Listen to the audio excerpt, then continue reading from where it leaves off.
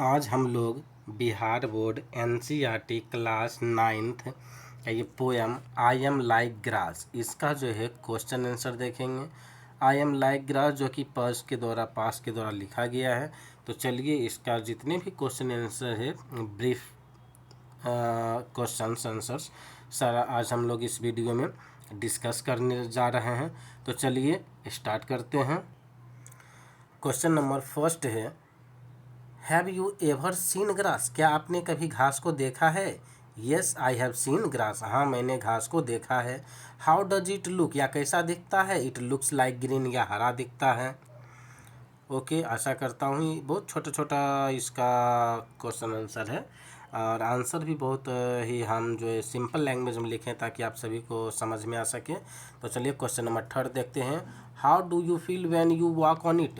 यानी कि जब आप घास पे चलते हैं तो कैसा महसूस करते हैं? I walk on when I walk on it it feels very soft. यानी कि जब हम इस पर टहलते हैं तो यह बहुत ही मुलायम यानी कि सॉफ्ट महसूस होता है। क्वेश्चन नंबर 4 है, can a man be compare to grass? क्या एक आदमी का कंपेयर तुलना घास के साथ किया जा सकता है? तो इसका आंसर होगा yes, a man can be compare to grass. हाँ, एक आदमी का कंपेयर घास के साथ किया जा सकता है। ओके, तो चलिए हम लोग नेक्स्ट क्वेश्चन पे चलते हैं। अगला क्वेश्चन क्या है, why does the poet say that he is like grass? यानी कि कवि जो है क्यों कहे हैं ऐसा कि मैं जो हूँ घास के तरह हूँ? ठीक नहीं, या कवि अपने आप का कंपेरिजन जो है या कंपेयर घास से क्यों कर रहे हैं?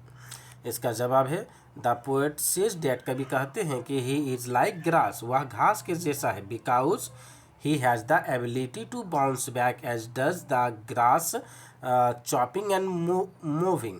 यानी कि ऐसा इसलिए कहते हैं क्योंकि घास के पास जो है एक एबिलिटी रहता है, ठीक है ना, किसी भी काम को करने जो एबिलिटी होता है ना, तो घास के पास एक ऐसा एबिलिटी है, अगर आप उसको काट भी देते हैं, जड़ से भी काट देते हैं तो भी वो बाउंस बैक कर जाएगा, ठीक है ना। तो चलिए नेक्स्ट क्वेश्चन देखते हैं। Why does the poet say that? यानी कि कवि क्यों कहते हैं कि he will sport again even after being mode down? कवि ऐसा क्यों कहते हैं कि अगर उसको काट दिया जाए, कुल्हाड़ी से भी काट दिया जाए, फिर भी वो मतलब वापस आ जाएंगे अपने जो मतलब उसका रूप है उस रूप में वापस आ जाएंगे या अपने आप को रिकवर कर लेंगे? कभी ऐसा क्यों कहते हैं? द पोएट सेज डैट, कभी ऐसा कहते हैं कि he will sprout again even after being moved down because nothing can be erase his identity. कभी ऐसा इसलिए कहते हैं क्योंकि कोई भी नहीं है जो कि उनके यानी कि मानव के आइडेंटिटी को क्या कर सके, ख़त्म कर सके। तो चलिए नेक्स्ट क्वेश्चन पे हम लोग चलते हैं। अगला क्वेश्चन है, what makes the poet say that people can't erase his identity? यानी कि ऐसा क्या चीज़ है जो कि कभी मतलब कहे हैं कि व्यक्ति का जो आइडेंटिटी है वो इरेज नहीं हो सकता है, because he has the capacity to sprout gain and his mantle can cover everything. ऐसा इसलिए कभी कहते हैं क्योंकि व्यक्ति के पास क्या होता है, मानव के पास कैपेसिटी होता है। क्या चीज़ का कैपेसिटी होता है? स्प्रॉट अगेन, इनकी वापस फिर से बाउंस बैक करने की क्या होती है, कैपेसिटी होती है, जो कि उसके मेंटल को क्या करते हैं, परत को फिर से कवर कर लेते हैं। कि जैसे घास उग जाता है तब पूरा पृथ्वी के कोर को क्या करते हैं, कवर कर लेते हैं, हरा भरा फिर से बना देते हैं। उसी तरह आदमी के पास भी कैपेसिटी होता है, चाहे उसका कितना भी बुरा क्यों ना हो जाए, वो अपने आप को रिकवर कर ही लेते हैं। ओके, तो चलिए नेक्स्ट क्वेश्चन देखते हैं हम। What will his mental cover? What will his mental cover यानी कि उसका मेंटल कवर क्या क्या होगा? हिज मेंटल कवर एवरीथिंग, यानी कि उनका जो मेंटल कवर होगा सारा चीज़ को क्या कर लेगा, कवर कर लेगा।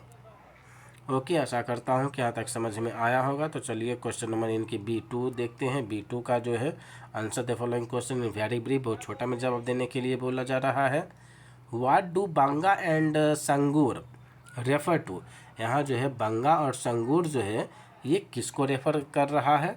तो ये जो रेफर कर रहा है पंजाब का दो जगह का नाम है ये, ठीक है ना। पंजाब का क्या है, दो जगह का नाम है, उसी जगह के बारे में जो है ये मेंशन यहाँ पे किया जा रहा है, ठीक है ना। तो Banga and Sangor refer to fact that no destruction of human life can have a permanent, यानी कि मानव लाइफ में कितना भी हार्मफुल हो, हानिकारक हो, लेकिन वो परमानेंट नहीं होता है।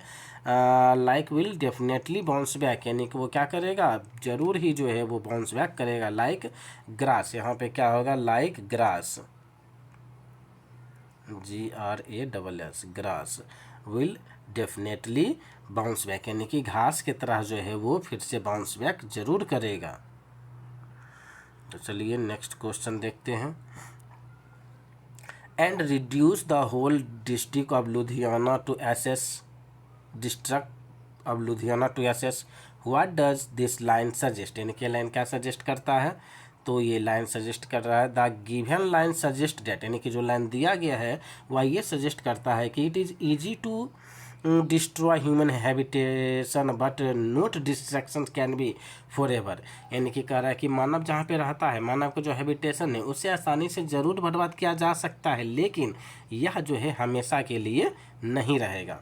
Okay, it is only a matter of time that these habitations start trimming with life again, यानी कि बस कुछ समय की बात है, चाहे 1 साल 2 साल 3 साल, कुछ समय की बात है, फिर से जो है ये क्या करेगा, मानव अपना हैबिटेशन में वापस फिर से आना शुरू हो जाएगा। ओके, चलिए नेक्स्ट क्वेश्चन देखते हैं। Question number 3, what time will it take for the poet to convey back his normal stage, यानी कि नॉर्मल स्टेज में आने के लिए कवि को कितना टाइम लग सकता है।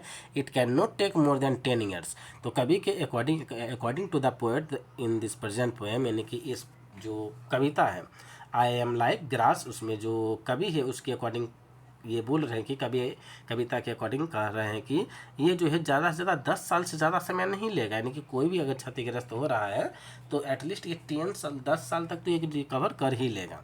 ओके, तो नेक्स्ट क्वेश्चन देखते हैं।